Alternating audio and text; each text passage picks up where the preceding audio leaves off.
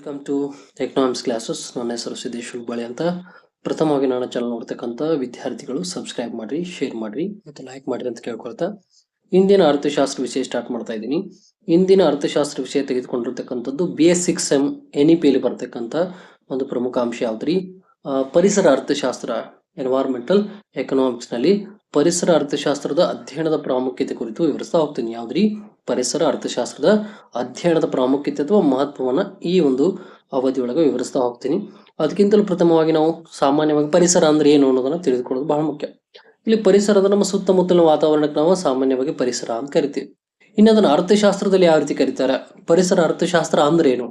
ಇಲ್ಲಿ ಪರಿಸರ ಅರ್ಥಶಾಸ್ತ್ರ ಅಂದ್ರೆ ಪರಿಸರದ ಬಳಕೆ ಮತ್ತು ಆರ್ಥಿಕ ಚಟುವಟಿಕೆಗಳ ನಡುವಿನ ಸಂಬಂಧ ಮತ್ತು ಆರ್ಥಿಕ ಅಭಿವೃದ್ಧಿಗೆ ಪರಿಸರದ ಕೊಡುಗೆ, ಆರ್ಥಿಕ ಪ್ರಗತಿ ಮತ್ತು ಪರಿಸರ ವಿನಾಶದ ಮೊದಲಾದ ವಿಷಯಗಳ ಮೇಲೆ ಸಮಗ್ರ ಒಳನೋಟಗಳನ್ನ ಬೀರಿಸ್ತಕ್ಕಂಥ ಒಂದು ಜ್ಞಾನದ ಶಾಖೆಗೆ ನಾವೇನ ಕರಿತೀವಿ? ಇಲ್ಲಿ ಪರಿಸರ ಅರ್ಥಶಾಸ್ತ್ರ ಅಂತ ಕರಿತೀವಿ. ಅಂದ್ರ ಪರಿಸರ ಅರ್ಥಶಾಸ್ತ್ರ ಅನ್ನೋದಿಲ್ಲ ಏನೇನು ಒಳಗೊಳ್ತದ? ಆರ್ಥಿಕ ಚಟುವಟಿಕೆಗಳ ನಡುವಿನ ಸಂಬಂಧ ಕಂಡು ಬರ್ತದ, ಆರ್ಥಿಕ ಅಭಿವೃದ್ಧಿ, ಪರಿಸರದ ಕೊಡುಗೆ ಕಂಡು ಬರ್ತಾವ, ಅದಕ್ಕೆ ಆರ್ಥಿಕ ಪ್ರಗತಿ ಮತ್ತು ಪರಿಸರದ ವಿನಾಶವಾದ ಮೊದಲಾದ ವಿಷಯಗಳ ಮೇಲೆ ಕೂಡ ಇಲ್ಲಿ ಒಳನೋಟವನ್ನ ಬೀರತಕ್ಕಂಥ ಜ್ಞಾನದ ಶಾಖೆಗೆ ನಾವೇನ ಕರಿತೀವಿ? ಪರಿಸರ ಅರ್ಥಶಾಸ್ತ್ರ ಅಂತ ಕರಿತೀವಿ. ಇದು ಪರಿಸರ ಅಂದ್ರೆ ಏನಾಯ್ತು, ಪರಿಸರ ಅರ್ಥಶಾಸ್ತ್ರ ಅಂದ್ರೆ ಏನಾಯ್ತು. ಇನ್ನು ನಂತರ ಪರಿಸರ ಅರ್ಥಶಾಸ್ತ್ರದ ಅಧ್ಯಯನದ ಪ್ರಾಮುಖ್ಯತೆ ಅಂದ್ರೆ ಪರಿಸರ ಅಧ್ಯಯನ ಅಂದ್ರೆ ಪರಿಸರ ಅರ್ಥಶಾಸ್ತ್ರ ಅಧ್ಯಯನ ಮಾಡೋದ್ರಿಂದ ಏನೇನು ಮಹತ್ವ ತಿಳಿದು ಬರ್ತದೆ ಅಥವಾ ಪ್ರಾಮುಖ್ಯತೆ ಇದಕ್ಕೆ ಎಲ್ಲಿ ಯಾವ ರೀತಿ ಕಂಡು ಬರ್ತದೆ ಅನ್ನೋದನ್ನ ಇಲ್ಲಿ ವಿವರಿಸ್ತಾ ಹೋಗ್ತಾರೆ. ಇಲ್ಲಿ ಅದರಲ್ಲಿ ಪ್ರಥಮವಾಗಿ ಬರ್ತಕ್ಕಂಥದ್ದೇ ಆರ್ಥಿಕ ಸಮಸ್ಯೆಗಳ ಆಳವಾದ ಅರಿವು. ಅಂದ್ರೆ ಆರ್ಥಿಕ ಸಿದ್ಧಾಂತ, ಆರ್ಥಿಕ ಜೀವನಕ್ಕೆ ಸಂಬಂಧಿಸಿದ ವಿಷಯಗಳು ಕೂಡ ಅಧ್ಯಯನ ಮಾಡಲಾಗ್ತದೆ.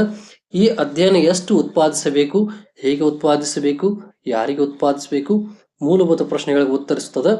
ಆದ್ರೆ ಉತ್ಪಾದನೆಗೆ ಅಗತ್ಯವಿರುವ ಪರಿಸರ ಸಂಪನ್ಮೂಲ ಮುಂತಾದ ವಿಷಯಗಳ ಬಗ್ಗೆ ಆಳವಾದ ಅಧ್ಯಯನ ಇದರಲ್ಲಿ ಇರುವುದಿಲ್ಲ ಅಂತ ಹೇಳ್ತಾರೆ. ಇದು ಯಾರಿಗಾಗಿ, ಹೇಗೆ ಉತ್ಪಾದಿಸಬೇಕು, ಯಾರಿಗಾಗಿ ಉತ್ಪಾದಿಸಬೇಕು, ಎಷ್ಟು ಉತ್ಪಾದಿಸಬೇಕು ಅನ್ನೋದು ಅರ್ಥಶಾಸ್ತ್ರ ಹೇಳ್ತದೆ. ಓಕೆ, ಆದ್ರೆ ಇದು ಪರಿಸರ ಸಂಪನ್ಮೂಲ ಮುಂತಾದ ವಿಷಯಗಳ ಬಗ್ಗೆ ಆಳವಾದ ಅಧ್ಯಯನ ಇದರಲ್ಲಿ ಇರಂಗಿಲ್ಲ ಅಂತ ಹೇಳ್ತಾರೆ. ಯಾಕಂದ್ರೆ ಆರ್ಥಿಕ ಸಮಸ್ಯೆಗಳು ಅನೇಕ ಬಗೆಯ ಆಗಿರ್ತಾವ. ಪ್ರತ್ಯಕ್ಷವಾಗಿ ಬೇರೆ ಬೇರೆ ಶಾಖೆಗಳ ಅಧ್ಯಯನ ಮಾಡೋದ್ರಿಂದ ಅವುಗಳ ನಡುವಿನ ಪರಸ್ಪರ ಸಂಬಂಧ ಕೂಡ ಇಲ್ಲಿ ನಿರ್ಲಕ್ಷಿಸಲಾಗ್ತದೆ. ಆದ್ರೆ ಪರಿಸರ ಸಮಸ್ಯೆಗಳು ಆರ್ಥಿಕ ವಿಶ್ಲೇಷಣೆಯ ಪರಸ್ಪರ ಸಂಬಂಧ ತಿಳುವಳಿಕೆಯನ್ನು ನೀಡ್ತಾವು ಅಂತ ಹೇಳ್ತಾರೆ. ಹಾಗಾಗಿ ಆರ್ಥಿಕ ಸಮಸ್ಯೆಗಳ ಒಂದು ಆಳವಾದ ಅಧ್ಯಯನ ಅಥವಾ ವರಿಯನ್ನು ಕೂಡ ಇದು ಪ್ರಮುಖವಾಗಿರ್ತಕ್ಕಂಥ ಒಂದನೇ ಅಂಶ. ನಂತರ ಬರ್ತಕ್ಕಂಥದ್ದು ಸಂಪನ್ಮೂಲಗಳ ಉಪಯೋಗದ ಬಗೆಗೆ ಜ್ಞಾನ. ಅಂದ್ರೆ ಪರಿಸರದ ಮೌಲ್ಯಗಳು ಆರ್ಥಿಕ ಮೌಲ್ಯಗಳಾಗ್ಯಾವ. ದಕ್ಷತೆ ಮತ್ತು ಆರ್ಥಿಕ ಕ್ಷೇಮಾಭಿವೃದ್ಧಿ ಸಾಧನೆ ದೃಷ್ಟಿಯಿಂದ ಮಿತವಾದ ಪ್ರಾಕೃತಿಕ ಸಂಪನ್ಮೂಲಗಳನ್ನ ರಕ್ಷಿಸುವುದು ಅವಶ್ಯಕತೆ ಇರ್ತದ ಅಂತ ಹೇಳ್ತಾರೆ. ಅಂದ್ರೆ ನಮಗೆ ದೊರೀತಕ್ಕಂಥ ಪರಿಸರ ಸಂಪನ್ಮೂಲಗಳನ್ನ ಮಿತವಾಗಿ ಬಳಸಬೇಕು ಮತ್ತು ಅವನ್ನ ಸಂರಕ್ಷಿಸಬೇಕಾದ ಅವಶ್ಯಕತೆ ಕೂಡ ಆಗೈತಿ. ಯಾಕಂದ್ರೆ ನಾವು ಅದನ್ನ ಯಥೇಚ್ಛವಾಗಿ ಬಳಸ್ತಾ ಹೋದ್ವಿ ಅಂದ್ರೆ ಮುಂದಿನ ಒಂದು ಪೀಳಿಗೆಗೆ ಯಾವುದೇ ರೀತಿಯ ಪರಿಸರದ ಸಂಪನ್ಮೂಲಗಳು ಕೂಡ ಉಳಿದೇ ಇರತಕ್ಕಂಥ ಸಂದರ್ಭ ಕೂಡ ಬರ್ತದೆ. ಹಾಗಾಗಿ ಅವುಗಳನ್ನು ಸಂಗ್ರಹಿಸುವುದು, ಸಂರಕ್ಷಿಸುವುದು ಅವಶ್ಯಕತೆ ಕೂಡ ಇರತಕ್ಕಂಥದ್ದು. ಇನ್ನು ಶ್ರಮ ಮತ್ತು ಬಂಡವಾಳವನ್ನು ಕೂಡ ಮಿತವಾಗಿ ಉಪಯೋಗಿಸುವಂತೆ ಪರಿಸರದ ಕೊಡುಗೆಗಳಾದ ಶುದ್ಧ ಗಾಳಿ, ನೀರು, ವಾಸಿಸುವ ಪ್ರದೇಶ ಮುಂತಾದವುಗಳು ಸಹ ಮಿತವಾಗಿ ಬಳಸುವುದು ಅಗತ್ಯವಾಗಿರ್ತದ ಅಂತ ಹೇಳ್ತಾರೆ. ಇಲ್ಲಿ ಕಾರ್ಮಿಕರನ್ನ, ಬಂಡವಾಳವನ್ನು ಕೂಡ ಮಿತವಾಗಿ ಹೆಂಗೆ ಉಪಯೋಗಿಸ್ಕೊಳ್ತೀವಿ ಹಂಗೆ ಪರಿಸರದ ಕೊಡುಗೆಗಳಾದ ಶುದ್ಧ ನೀರಾಗ್ಲಿ, ಗಾಳಿ ಆಗ್ಲಿ, ವಾಸಿಸ್ತಕ್ಕಂಥ ಪ್ರದೇಶವಾಗ್ಲಿ ಮುಂತಾದವುಗಳನ್ನು ಸಹ ಮಿತವಾಗಿ ಬಳಸುವುದು ಕೂಡ ಅತ್ಯಗತ್ಯವಾಗೈತಿ ಅಂತ ಹೇಳ್ತಾರೆ. ಅಂದ್ರೆ ಸಂಪನ್ಮೂಲಗಳ ಉಪಯೋಗದ ಬಗ್ಗೆ ಕೂಡ ಇದು ಜ್ಞಾನವನ್ನ ತಿಳಿಸ್ತಕ್ಕಂಥದ್ದು ಎರಡನೇ ಪ್ರಾಮುಖ್ಯತೆ. ಇದೇ ರೀತಿ ಮೂರನೇ ತೆಗೆದುಕೊಂಡ್ರೆ ಇಲ್ಲಿ ಪರಿಸರ ಮತ್ತು ಅರ್ಥಶಾಸ್ತ್ರದ ನಡುವಿನ ಸಂಬಂಧದ ವಿಶ್ಲೇಷಣೆ ಅಂತ ಕರೀತಾರೆ. ಅಂದ್ರ ಪರಿಸರ ಬಳಕೆಯೊಡನೆ ಆರ್ಥಿಕ ಚಟುವಟಿಕೆಗಳ ನಡುವೆ ಅರ್ಥಶಾಸ್ತ್ರ ಆರ್ಥಿಕ ಚಟುವಟಿಕೆ ಜರುಗುವ ವಿಧಾನವನ್ನು ಕೂಡ ಅಭ್ಯಸಿಸ್ತದ. ಆ ಪ್ರಕಾರ ಪರಿಸರದ ಬಳಕೆಯ ವಿಷಯವೇ ಅರ್ಥಶಾಸ್ತ್ರದ ಒಂದು ಶಾಖೆಯಾಗಿ ಕಂಡು ಬರ್ತದ ಅಂತ ಹೇಳ್ತಾರೆ. ಇನ್ನು ಪರಿಸರ ಕೊರತೆಯಿಂದಿರುವ ಮತ್ತು ಬರಿದಾಗಬಹುದಾದ ಸಂಪನ್ಮೂಲಗಳನ್ನ ಒಳಗೊಂಡೈತಿ. ಪರಸ್ಪರ ಸ್ಪರ್ಧಿಸುವ ಅನೇಕ ಉಪಯೋಗಗಳ ನಡುವೆ ಕೊರತೆಯಿಂದಿರುವ ಸಂಪನ್ಮೂಲ ಹಂಚಿಕೆ ಮಾಡುವ ವಿಷಯವೇ ಅರ್ಥಶಾಸ್ತ್ರವಾಗೈತಿ ಅಂತ ಹೇಳ್ತಾರೆ.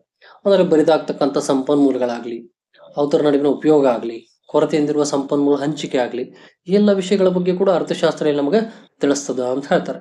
ಇನ್ನು ಆರ್ಥಿಕ ವಿಶ್ಲೇಷಣೆ ಕೂಡ ಪರಿಸರ ಸಮಸ್ಯೆಗಳಿಗೆ ಪರಿಹಾರವನ್ನು ಹುಡುಕ್ತದ. ನಿರ್ಮಲ ಗಾಳಿ ಆಗ್ಲಿ, ಪರಿಶುದ್ಧ ನೀರು ಮೊದಲಾದ ಪರಿಸರ ಸರಕುಗಳ ಕೊರತೆ ಉದ್ಭವಿಸಿದಾಗ ಹಣವನ್ನ ನೀಡಿ ಅವುಗಳನ್ನು ಪಡೆದುಕೊಳ್ಳುವ ಸಂದರ್ಭ ಕೂಡ ಬರಬಹುದು ಅಂತ ಹೇಳ್ತಾರೆ. ಆಮೇಲೆ ನಿಸರ್ಗದ ಕೊಡುಗೆಗಳಾದ ಈ ವಸ್ತುಗಳು ಆಗ ಸುಖ ವಿಲಾಸ ಸರಕುಗಳಾಗಿ ಮಾರ್ಪಡ್ತಾವ. ಹೌದಾ, ಮುಂದೊಂದು ಅವಧಿಯೊಳಗೆ ನಾವು ಹಿಂಗೆ ಹೋಯ್ದ್ವಿ. ಕೈಗಾರಿಕೆಗಳನ್ನ ಅರಣ್ಯ ನಾಶ ಮಾಡ್ತಾ ಹೋದ್ವಿ.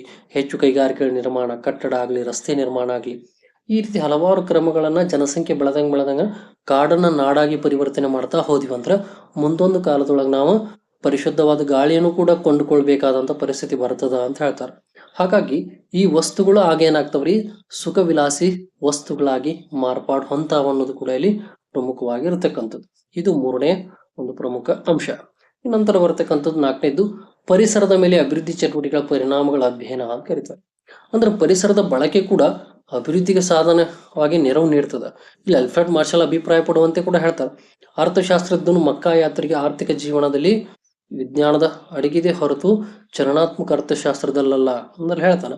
ಪರಿಸರ ಅಭಿವೃದ್ಧಿ ಸಾಧನೆ ನೆರವಾಗುವುದು ನಿಜ, ಆದರೆ ಅಭಿವೃದ್ಧಿ ಚಟುವಟಿಕೆಗಳ ಹೆಚ್ಚಳದೊಡನೆ ಪರಿಸರ ಗುಣಮಟ್ಟ ಕಡಿಮೆ ಆಗಬಹುದು ಮತ್ತು ಪರಿಸರ ಬಿಕ್ಕಟ್ಟು ಸಂಭವಿಸಬಹುದು. ಗಾಳಿ, ಶುದ್ಧ ನೀರು, ಫಲವತ್ತಾದ ಮಣ್ಣು, ಸಸ್ಯರಾಶಿ, ಜೀವ ಸಂಕುಲ ಮತ್ತು ಅಭಿವೃದ್ಧಿಗೆ ಪೂರಕವಾದ ಸಂಪನ್ಮೂಲ ಕೊರತೆ ಎಂದರ್ಥ.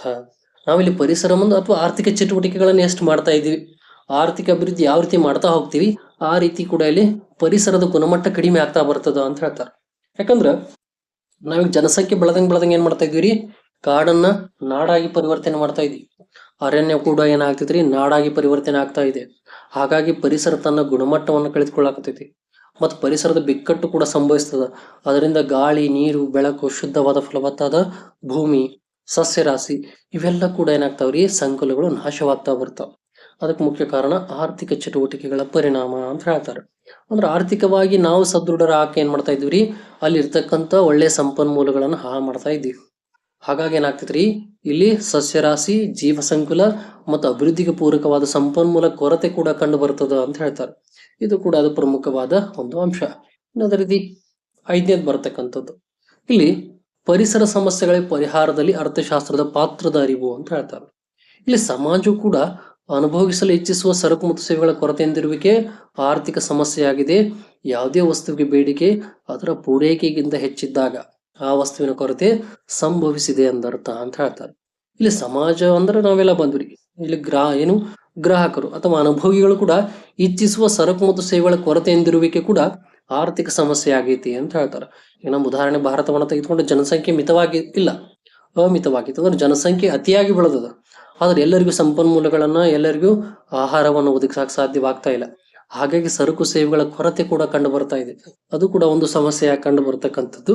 ಮತ್ತಿನ್ನು ವಸ್ತುವಿಗೆ ಬೇಡಿಕೆ ಅದರ ಪೂರೈಕೆಗಿಂತ ಹೆಚ್ಚಿದ್ದಾಗ, ಪೂರೈಕೆಗಿಂತಲೂ ಬೇಡಿಕೆ ಹೆಚ್ಚಿದ್ದಾಗ ಅಲ್ಲಿ ಏನು ಸರಕು ಸೇವೆಗಳ ಕೊರತೆ ಐತಿ ಅಂತ ಕಂಡು ಬರತಕ್ಕಂಥದ್ದು.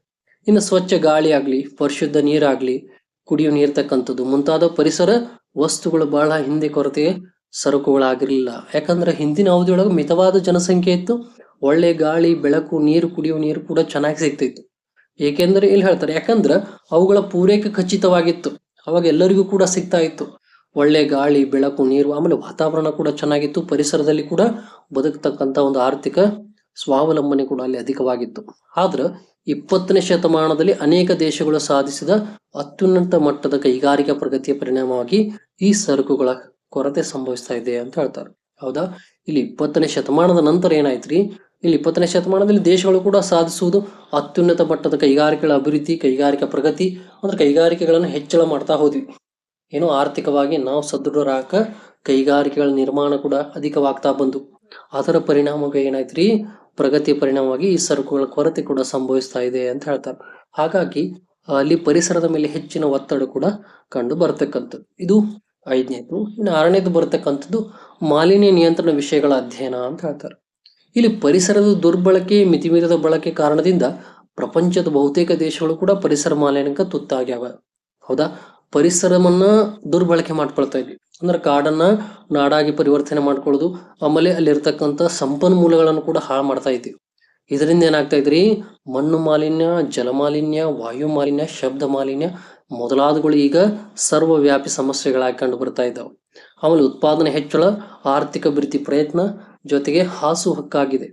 ಈ ಸಮಸ್ಯೆಗಳಿಗೆ ಪರಿಹಾರವನ್ನು ಹುಡುಕುವುದು ಸಹ ಆರ್ಥಿಕ ಅಭಿವೃದ್ಧಿ ಒಂದು ಭಾಗವಾಗೈತಿ ಅಂತ ಹೇಳ್ತಾರೆ. ಯಾಕಂದ್ರೆ ಈಗ ಜನಸಂಖ್ಯೆ ಆಯ್ತು, ಎಲ್ಲ ಬೆಳೆದಂಗ ಆಮೇಲೆ ಇಂದಿನ ಆಧುನಿಕ ಜಗತ್ತು ಯಾವ ರೀತಿ ಫಾಸ್ಟ್ಲಿ ಬೆಳೀತಾ ಇದೆ, ಅಷ್ಟೇ ಫಾಸ್ಟ್ಲಿ ಮಾಲಿನ್ಯದ ಪ್ರಮಾಣ ಕೂಡ ಅಧಿಕವಾಗ್ತಾ ಇದೆ.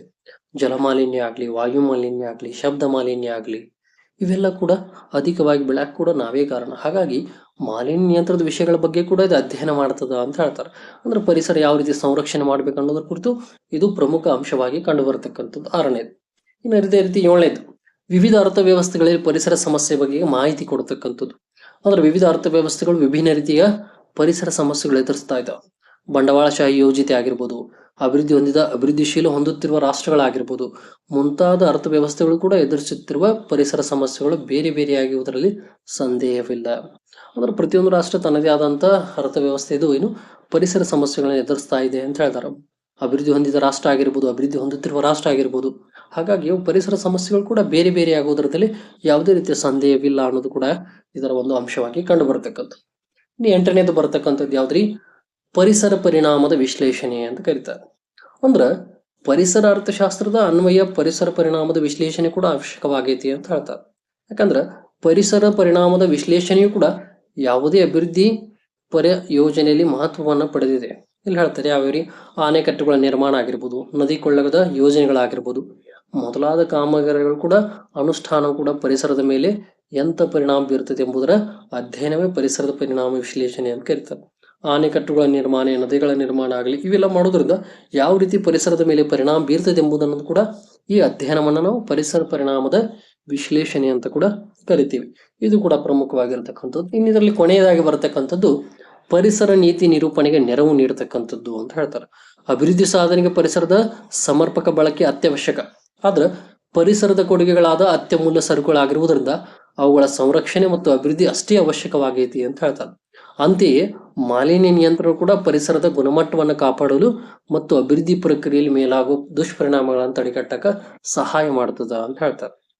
ಅಂದ್ರೆ ಪರಿಸರದ ನೀತಿ ನಿರೂಪಣೆಗಳನ್ನ ಮಾಡುವುದರಿಂದ ಕೂಡ ಪರಿಸರದಲ್ಲಿ ಇರತಕ್ಕಂಥ ಅತ್ಯಮೂಲ್ಯದ ಸರಕು ಸೇವೆಗಳನ್ನ ಅಥವಾ ಸಂಪನ್ಮೂಲಗಳನ್ನ ಸಂರಕ್ಷಣೆ ಮಾಡಬೇಕು ಮತ್ತು ಅವುಗಳ ಗುಣಮಟ್ಟವನ್ನು ಕಾಪಾಡಿಕೊಳ್ಬೇಕು ಮತ್ತು ಮಾಲಿನ್ಯ ನಿಯಂತ್ರಣ ಕೂಡ ಅಲ್ಲಿ ಹೆಚ್ಚಾಗಿ ಮಾಡಬೇಕು ಅಂತ ಹೇಳ್ತಾರೆ. ಈಗಾಗಲೇ ಹೇಳಿದೆ, ಜಲ ಮಾಲಿನ್ಯ, ವಾಯು ಮಾಲಿನ್ಯ, ಭೂ ಮಾಲಿನ್ಯ, ಶಬ್ದ ಮಾಲಿನ್ಯ ಇವುಗಳ ನಿಯಂತ್ರಣ ಮಾಡೋದ್ರಿಂದ ಪರಿಸರ ಕೂಡ ಅಲ್ಲಿ ಚೆನ್ನಾಗಿ ಬೆಳೆಯಕ ಸಾಧ್ಯವಾಗ್ತದ ಅಂತ ಹೇಳ್ತಾರೆ. ಆ ಪ್ರಕಾರ ಪರಿಸರದ ಬಳಕೆ, ಪರಿಸರದ ಸಂರಕ್ಷಣೆ, ಪರಿಸರದ ಗುಣಮಟ್ಟ ಕಾಪಾಡುವಿಕೆ, ಮಾಲಿನ್ಯ ನಿಯಂತ್ರಣ ಮೊದಲಾದ ವಿಷಯಗಳನ್ನು ಒಳಗೊಂಡಿರ್ತದ. ಸೂಕ್ತವಾದ ಮತ್ತು ಪರಿಣಾಮಕಾರಿಯಾದ ನೀತಿಗಳನ್ನ ಜಾರಿಗೆ ತರುವುದು ಕೂಡ ಅತ್ಯವಶ್ಯಕವಾಗಿರ್ತದ ಅಂತ ಹೇಳ್ತಾರೆ. ಈ ರೀತಿಯಾಗಿ ಕಂಡು ಬರತಕ್ಕಂಥವೇನ್ರಿ ಇಲ್ಲಿ ಪರಿಸರ ಅರ್ಥಶಾಸ್ತ್ರ ಅಧ್ಯಯನದ ಪ್ರಾಮುಖ್ಯತೆ ಅಥವಾ ಮಹತ್ವವಾಗಿ ಕಂಡು ಬರತಕ್ಕಂಥದ್ದು. ಮತ್ತು ಇದು ಪ್ರಮುಖವಾಗಿ 15 ಅಂಕಕ್ಕೆ ಬರತಕ್ಕಂಥ ಪ್ರಮುಖವಾದ ಪ್ರಶ್ನೋತ್ತರವಾಗೈತಿ ಅಂತ ಹೇಳ್ತಾ ನನ್ನ ವಿಷಯವನ್ನು ಇಲ್ಲಿಗೆ ಮುಕ್ತಾಯಗೊಳಿಸ್ತಾ ಇದ್ದೀನಿ. ಎಲ್ಲರಿಗೂ ಧನ್ಯವಾದಗಳು.